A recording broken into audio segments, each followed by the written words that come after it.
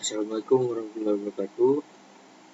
Baiklah, saya akan menjelaskan proyek yang kami buat, itu dengan judul Sistem Penjualan Minimarket Indomaret, dengan dosen pengampu Ibu Reni Medigawati Taufik, dengan anggota kelompok yaitu Amar, Rizky Kurnia Putra, Rika Saputra, dan dengan saya sendiri Wan Muhammad Geri. Yang pertama, saya akan menjelaskan tentang deskripsi sistem. Nah, deskripsi sistem ini, sistem penjualan Indomaret adalah sistem yang digunakan untuk mengelola alur penjualan dan pembelian di Indomaret, yang membantu pihak pembeli dan pihak Indomaret atau pegawai, di mana sistem ini pembeli dapat melihat produk-produk yang ditawarkan oleh Indomaret secara langsung, dengan cara mencari barang di rak produk yang diinginkan. Dalam sistem ini memudahkan pegawai untuk menyusun barang sesuai dengan kategori produk dan dapat mengetahui jumlah stok barang yang tersedia dalam gudang. Nah, yang kedua yaitu batasan sistem. Batasan sistem ini terbagi menjadi dua, yaitu fungsional dan non-fungsional. Nah, untuk yang fungsionalnya itu, yang pertama yaitu menampilkan barang sesuai kategori. Kedua, menampilkan barang sesuai hasil pencarian. Yang ketiga, menampilkan jumlah stok yang tersedia. Yang keempat, mengupdate stok barang. 5, merubah data produk. 6, menghapus data produk. 7, menyimpan data transaksi. Dan 8, membuat nota pembelian. Nah, untuk yang non-fungsionalnya itu, yang pertama, sistem dapat diakses setiap saat. Yang kedua, sistem dapat diakses melalui berbagai perangkat. Yang ketiga, sistem dapat menjamin proses transaksi database. Nah, yang terakhir, yang keempat, yaitu sistem harus aman dan memiliki fitur login untuk pembeli. Oke, sekian dari saya. Dilanjutkan oleh Rizky Kurnia Putra. Yang ketiga yaitu pemodelan data. Yang pertamanya ada entitas. Di sini kami menggunakan ada 5 entitas, yaitu supplier, barang, pembeli, transaksi, dan pegawai. Dari entitas tersebut memiliki atribut, yaitu yang pertama supplier yang memiliki atribut ID supplier, nama supplier, dan alamat.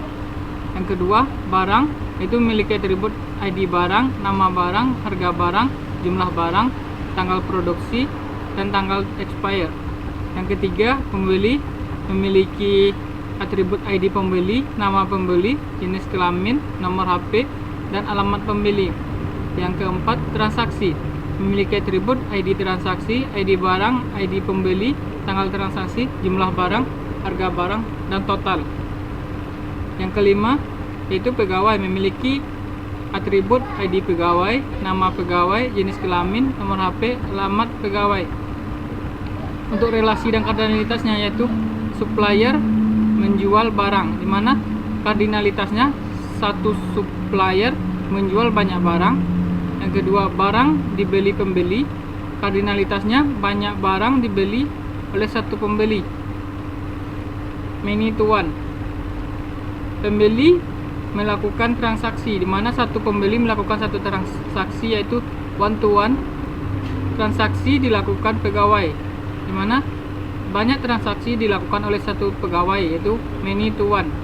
Untuk ERD-nya yaitu di sini entitas supplier memiliki primary key ID supplier dan atribut alamat dan nama supplier, memiliki relasi dengan barang yaitu dan memiliki yaitu menjual, dan memiliki kardinalitasnya one to many.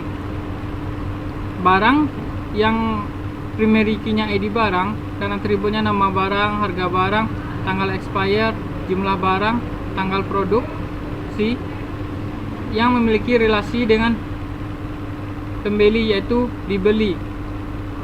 Untuk kardinalitasnya many to one. Selanjutnya, pembeli yang memiliki primary key ID pembeli, jenis ID pembeli, dan atribut jenis kelamin, nama pembeli, nomor HP, dan alamat pembeli, di mana relasinya itu melakukan transaksi, melakukan dengan entitas transaksi. Untuk kardinalitasnya yaitu one to one.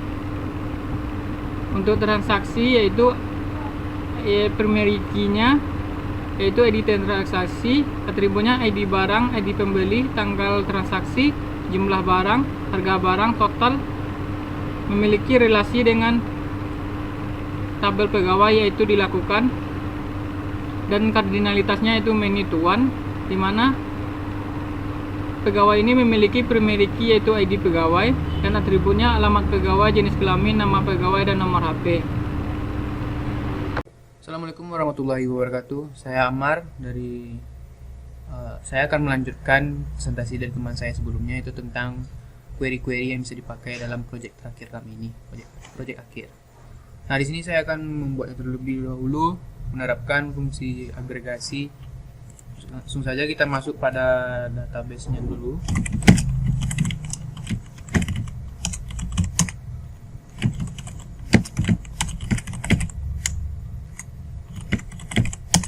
Nah, di sini kami mempunyai 5 tabel, yaitu tabel barang, pegawai, pembeli, supplier, dan transaksi. Nah, di sini saya akan menerapkan itu fungsi count terlebih dahulu. Caranya itu select barang, count, ID langsung aja bintang, from barang. Nah, maka di sini akan keluar yaitu jumlah tabelnya atau jumlah field dalam tabel itu sendiri ada 6. Untuk memastikannya kita lihat select from barang. Nah, di sini ada 6. 1, 2, 3, 4, 5, 6. Nah, ini fieldnya. Nah, ini isi dari tabel tersebut. Selanjutnya kita akan menerapkan fungsi agregasi yaitu sum. Caranya adalah dengan cara select sum harga barang from barang. Berarti kita di sini menjumlahkan semua harga barang di sini pada tabel barang. Nah, maka inilah jumlah harga barang. Selanjutnya kita akan menggunakan fungsi agregasi yaitu min dengan cara itu select min. Sini kita akan mencari total harga terendah dari transaksi. Misalnya, total from nama tabel transaksi. Keluar itu 10.000. Mana dia 10.000? Nah, ini dia. Ini yang paling terkecil, total transaksi. Tadi kita sudah melihat total transaksi terendah pada tabel transaksi. Nah, kita akan melihat maksimal atau max, ya. Siapa yang paling banyak total transaksinya. Ada ID transaksi atau ID barang atau ID pembeli mana yang melakukan transaksinya yang paling besar totalnya. Langsung saja select as total from transaksi. Maka hasilnya keluar itu 212.034 rupiah. Nah, mana dia? Nah, ini dia.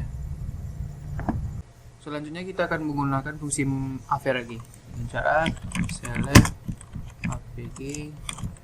Sini kita akan mencari total harga, nilai rata-rata total harga, total from transaksi. Maka keluar ini dia nilai rata-rata pada total. Selanjutnya kita akan menggunakan query operator. Di sini saya akan mencari modal sebuah barang jika jumlahnya segini. Jumlahnya 50 pada roti kacang. Caranya dengan select kurung barang, harga barang, ini barang, jumlah barang alias modal from barang. Maka keluar hasilnya seperti ini. Maksudnya di sini kita akan mencari atau memperlihatkan berapa modal barang untuk 50 roti kacang jika harganya segini, maka harganya seperti ini. Untuk es krim maka ini dia modalnya. Oke, selanjutnya kita akan menggunakan fungsi max, min, dan beserta dengan group by. Langsung saja.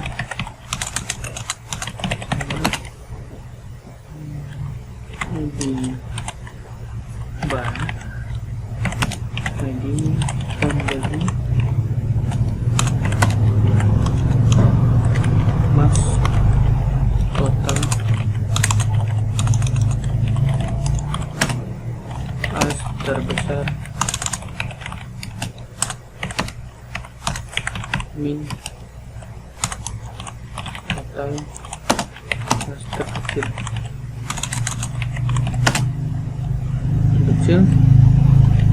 From transaksi, group by, ID pembeli. Jadi di sini kita akan mengelompokkan nilai terbesar dan yang terkecil berdasarkan ID pembeli. Di sini ID pembeli 01 itu membeli 2 kali. Untuk yang terbesarnya dia pada tabel itu ini terbesarnya, untuk yang terkecilnya 28.000. Yang selain ini, karena ini inputan datanya pada ID pembeli cuma sekali, makanya tidak, hasilnya tetap sama dengan total. Selanjutnya kita akan masuk pada penggunaan having, dan biasanya berlanjut dengan group by, yaitu dengan cara select ID barang, ID pembeli, APG, total, as rata, from tabel transaksi, group by, ID pembeli, having, APG, average, total. Hasilnya seperti ini. Maksud dari codingan ini yaitu nilai rata-rata ini diambil dari penjumlahan dari ID pembeli ini ditambah ini lalu dibagi 2, maka hasilnya seperti ini. Nah, untuk yang ini sama dengan jumlah yang ini karena datanya tidak ada yang sama, makanya dia hasilnya sesuai dengan total ini. Selanjutnya kita menggunakan fungsi numerik, yaitu dengan cara pertama itu select round ya, select round, kita mengambil yang di sini, lalu kita copy paste ke sini, lalu kita tulis lagi round 26, yang inilah ini. Hasilnya seperti ini. Maksudnya di sini kita membulatkan nilai ini jadi ke atas atau ke nilai selanjutnya, misalnya 70678 menjadi 70679. Begitu juga dengan yang sebelahnya.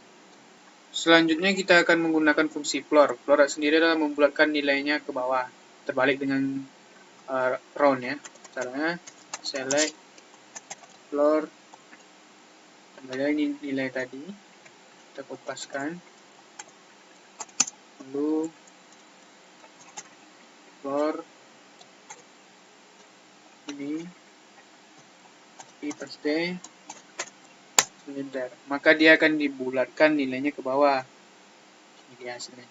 Selanjutnya itu menggunakan fungsi chaining, cara select chaining, saja nilai ini, misalnya ini paste.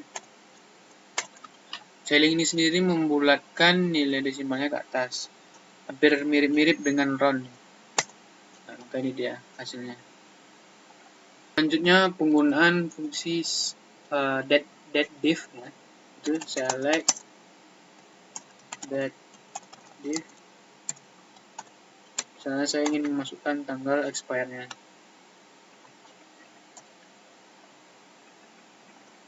copy saja, lalu tanggal produksinya berapa lama dan kira-kira selisihnya. Nah, ini 25. Oke, sekian. Selanjutnya kita masuk pada subquery. Nah, di sini saya sudah membuat codingannya. Kita enter saja, maka hasilnya seperti ini. Maksud dari codingan ini, kita menampilkan 3 field sekaligus, yaitu ID barang, nama barang, dan harga barang. Di mana harga barang ini lebih dari Rp8.549, dan nama barang yang diambil itu selain lice. Berarti selain lice yang harganya di atas ini, maka dia akan tampil. Maka ini dia tampilannya. 10.000, 26.000, serta 70.000. Maka ini hasilnya. Baiklah, saya Riko Saputra. Saya akan menjelaskan tentang query-query yang digunakan dalam proyek akhir ini. Pertama itu operator. Kita isi tabel pembeli. Yang pertama kita buat dulu database-nya, yaitu tugas akhir. Lalu setelah kita buat database-nya, kita gunakan database itu use tugas akhir. Cara kita membuat tabel pembeli adalah dengan create tabel pembeli, ID pembeli, tipe datanya varchar 20, primary key. Yang kedua, nama pembeli, tipe datanya varchar 100, not null. Ketiga, jenis kelamin, varchar 20, not null. Nomor HP dan alamat pembeli. Akan tampil, kita coba buka di MySQL-nya.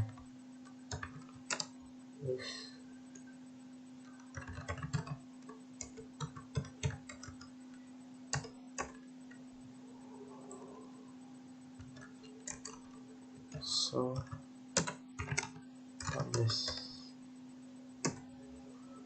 inilah tabel-tabel yang ada pada database tugas akhir. Pertama barang, kedua pegawai, ketiga pembeli, keempat supplier, kelima transaksi.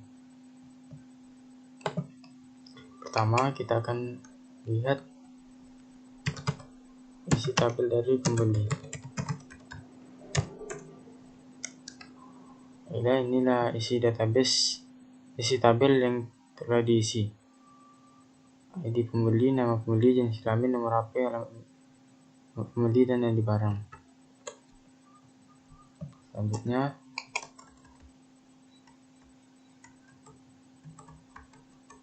untuk membuat tabel supplier, kita isi dengan create tabel supplier, ID suppliernya, tipe datanya varchar 20, primary key, dan alamat pembeli, tipe datanya varchar 50, not null.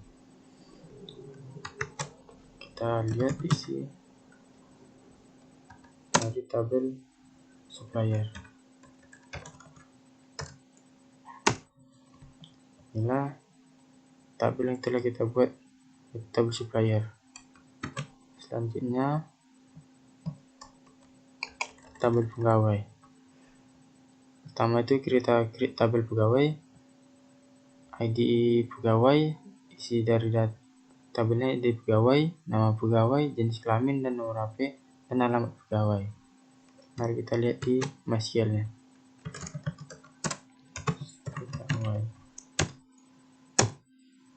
Nah, inilah isi dari tabel pegawai. Selanjutnya tabel barang. Pertama itu kita create tabel barang, isinya ID barang, tipe datanya varchar 20, primary key, nama barang varchar 100, not null. Ketiga, harga barang, keempat, jumlah barang. Kita lihat isi dari tabel barang.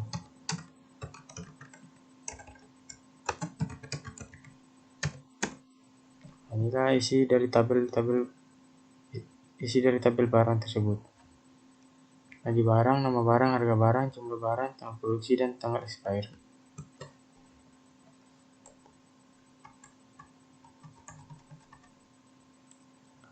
Untuk kita mengisi isi dari tabelnya, kita akan gunakan syntax insert into ini untuk menambahkan ke tabel pembeli seperti ini, 01 Amar laki-laki 0819, nomor HP-nya, ini jalannya. Kita lihat isi dari tabel pembeli tersebut.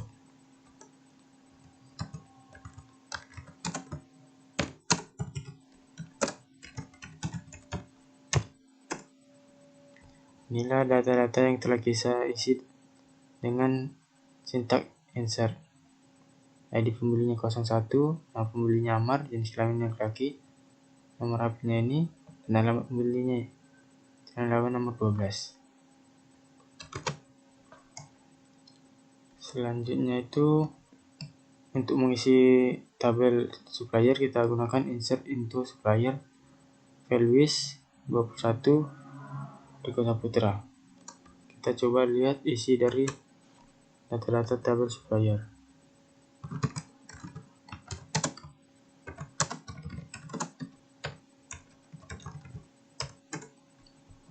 Inilah isi dari data dari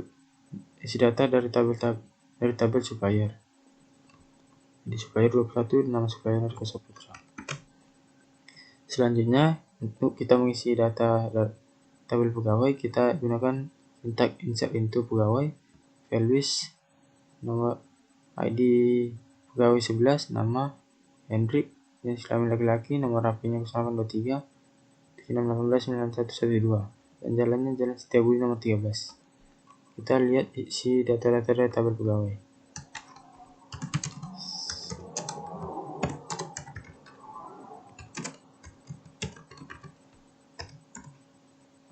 Inilah data-data yang telah kita isi ke tabel pegawai tersebut. ID pegawai 11, nama pegawai Hendrik, jenis kelamin laki-laki, nomor HP-nya tertera di sini, dan alamat pegawai.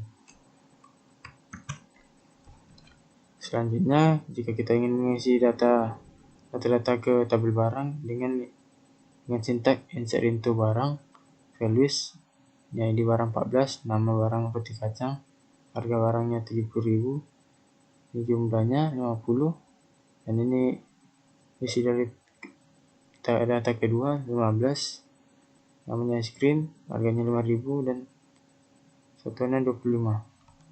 Kita coba lihat isi dari data-data tabel barang.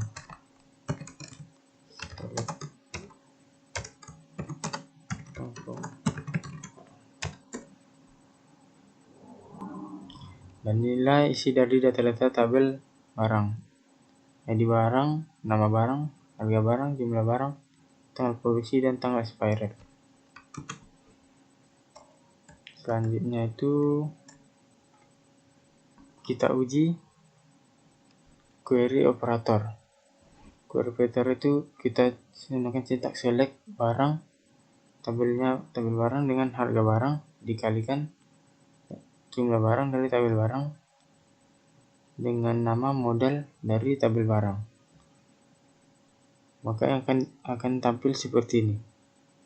Model 3.500.000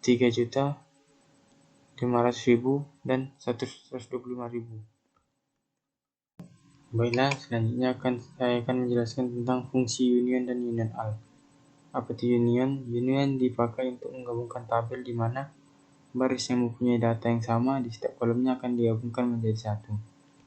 Contoh penggunaan union, saya akan berikan contohnya. Contohnya seperti ini, kita select tanggal transaksi, jumlah barang, dan transaksi kita beri namanya dengan transaksi sebagai tanggal dari tabel transaksi, di mana ID barangnya 14 diunionkan dengan tanggal produksi, jumlah barang produksi dengan tanggal, dengan diberi nama tanggal dari tabel barang, di mana ID barangnya 14 dan diorder menurut tanggal transaksinya. Nah, jadi datanya akan seperti ada yang ada dalam tabel ini. Tanggal transaksinya itu 2 bulan, yang 2 bulan 2 ini jumlah barangnya 3 dengan tanggal transaksi, dan 2021 bulan 2 tanggal 4 ini jumlah barangnya 50 sebagai tanggal produksi. Selanjutnya saya akan menjelaskan tentang apa itu union all. Union all dipakai untuk menggabungkan tabel apa adanya tanpa menggabungkan baris yang datanya sama. Contoh penggunaan union all ini adalah, saya akan memberikan contohnya di MySQL. Pertama itu kita select tanggal transaksi, jumlah barang sebagai transaksi, dan nama filenya tanggal dari tabel transaksi. Di union all kan dengan tanggal produksi, jumlah barang, kita beri namanya produksi, dan nama filenya tanggal dari tabel barang, dan diorder sebagai tanggal transaksi. Di sini terdapat data-data yang telah di union all kan dari tabel transaksi dan tabel barang. Baiklah, sekian penjelasan dari saya tentang fungsi union all dan union. Selanjutnya akan dijelaskan oleh teman saya. Terima kasih.